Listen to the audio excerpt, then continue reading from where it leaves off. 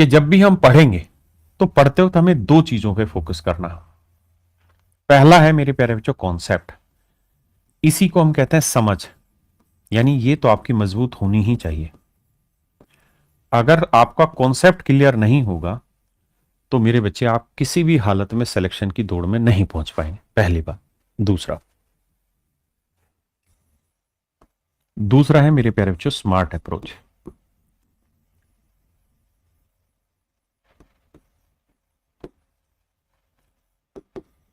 For solving question via different sources, यानी अलग अलग सोर्स लगा के किसी सवाल को सोल्व करने की जो स्मार्ट अप्रोच है ये आपको पैदा करनी पड़ेगी।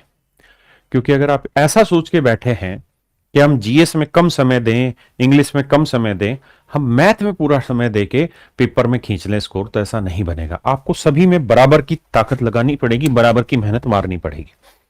तो मेरे बच्चे ये स्मार्ट अप्रोच आपको आनी चाहिए कि किसी भी सवाल को हम कैसे जल्दी से करें। बल्कि सच बात यह है कि इस समय जो मैथ में पेपर का लेवल आ रहा है, 7 से 8 मिनट में मेरे प्यारे बच्चों पूरा मैथ का पेपर सोल्व किया जा सकता है, और करते हैं टॉपर बच्चे, और आप भी करेंगे। इसमें कहीं कोई दूर दूर तक कोई दो राय नहीं है मेरे प्यारे बच्चों। मेरी बात यहां तक समझ पाए? तो हमें कॉन्सेप्ट तो डिटेल में ही समझना पड़ेगा, एक एक बात को सीखना पड़ेगा, क्योंकि ये नहीं सीखेंगे तो सिर्फ स्मार्ट अप्रोच के दम पे नहीं चला जाएगा।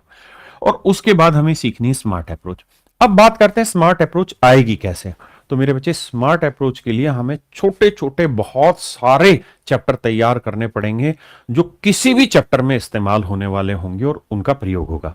आप देख रहे होंगे यूट्यूब पे, जैसा भी रेलवे की प्रैक्टिस चला रहा हूं मैं, रेलवे की प्रैक्टिस कराता हूं या और एसएससी की प्रैक्टिस कराते हैं, किसी भी एग्जाम की प्रैक्टिस कराते हैं, तो वहां बहुत सारे ऐसे सवाल हैं, बल्कि उन बहुत सारों को कहूं तो लगभग 90% से ज्यादा ऐसे क्वेश्चन हैं जिनको कॉन्सेप्ट से करने की जरूरत नहीं है।